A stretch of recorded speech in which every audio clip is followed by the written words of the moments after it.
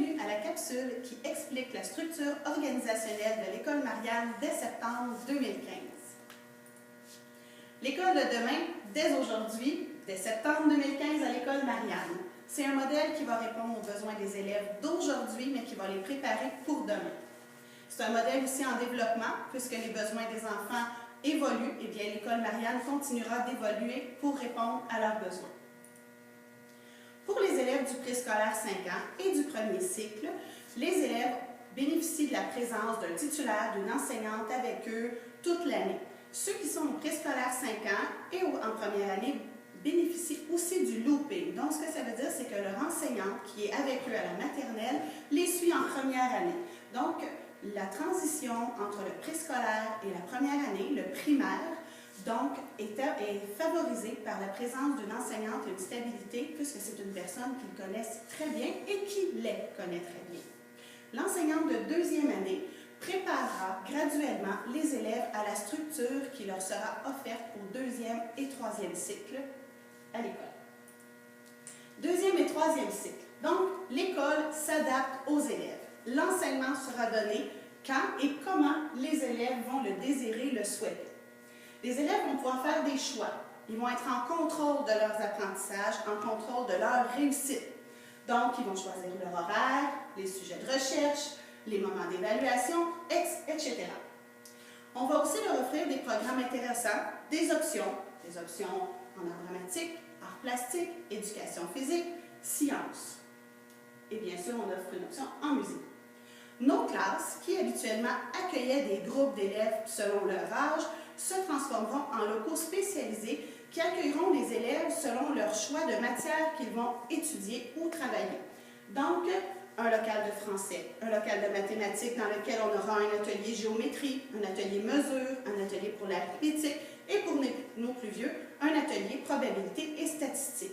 Donc, les élèves se rendront dans un local où toutes les personnes présentes à ce moment-là, avec l'enseignant, travailleront les mathématiques à leur rythme et selon leurs besoins.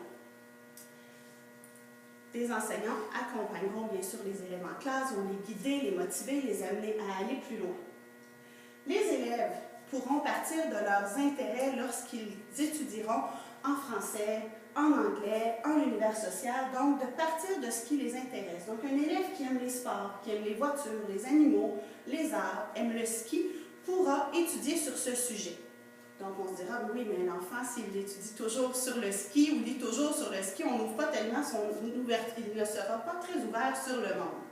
Par contre, ce sera notre rôle comme enseignant de l'amener à réfléchir sur l'alimentation, qu'est-ce qu'un bon skieur doit manger, qui fabrique les skis, quels sont les matériaux utilisés, est-ce qu'il y a eu des champions olympiques dans notre pays qui ont réussi en ski alpin.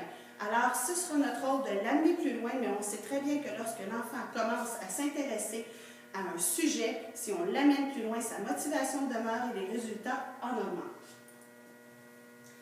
Donc, concrètement, nous allons faire le tour du monde, nous allons visiter les continents.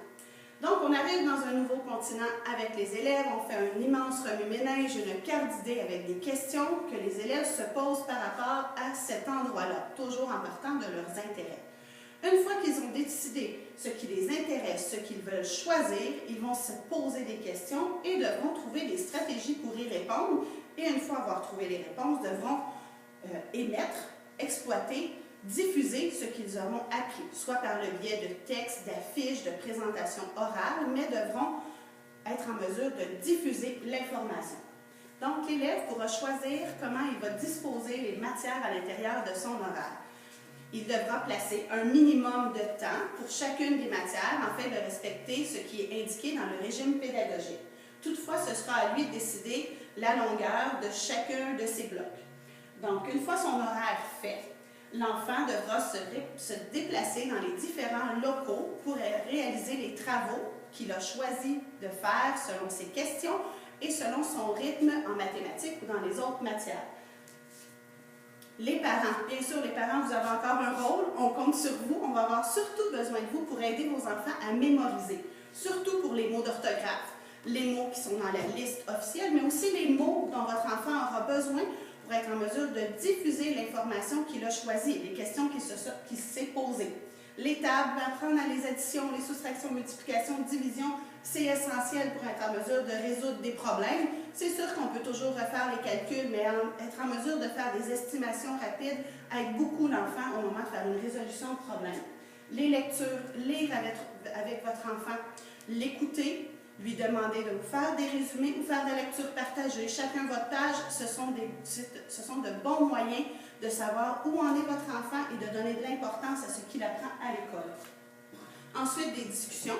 Puisque votre enfant va se poser des questions, va aller faire des recherches, ce serait très intéressant qu'au souper, vous puissiez parler avec lui et lui questionner où il en est et vous intéresser sur ce qu'il découvre. La semaine d'un élève, 27,5 heures de temps d'enseignement, les matières réparties selon un temps minimum pour toujours, comme je disais, respecter le régime pédagogique du ministère. Enfin, les enfants auront un carnet de bord pour faire un suivi. Et comme je disais tout à l'heure, les élèves vont faire un choix d'horaire, un choix de plan de travail avec les questions et les activités qu'ils veulent faire dans chacune des matières. Et ces choix-là seront pour 10 jours. Donc, au bout de 10 jours, il y aura toujours un enseignant qui fera un bilan en profondeur avec l'enfant et le guidera pour choisir son prochain travail pour les 2 prochaines semaines. Bien entendu, on suit l'enfant tout au long de ces 2 semaines quand même. On ne lui parle pas seulement une fois par 10 jours, on est avec lui tout au long de ses apprentissages. Pour ce qui est de l'évaluation, lorsqu'un élève est prêt, on va l'évaluer. On peut lui donner un feedback tout de suite. S'il n'a pas bien compris, on reprend, on fait des exercices supplémentaires, on redonne différentes stratégies pour arriver à bien comprendre. Si l'élève a réussi, on passe à autre chose. Je donne un exemple. Un élève qui écrit un texte et qui utilise très bien la ponctuation, on peut tout de suite savoir et dire que cet élève-là maîtrise la ponctuation, c'est sûr. Un autre élève du même niveau pourrait avoir à refaire des exercices pour bien maîtriser la ponctuation si dans ses textes, il ne l'utilise pas. Alors, les travaux, les évaluations, ce qui va être demandé à l'élève va vraiment aller avec son rythme, son lien, ses intérêts et ses besoins. Je vous invite à aller voir la capsule sur le carnet de bord pour comprendre comment nous allons suivre les élèves au quotidien.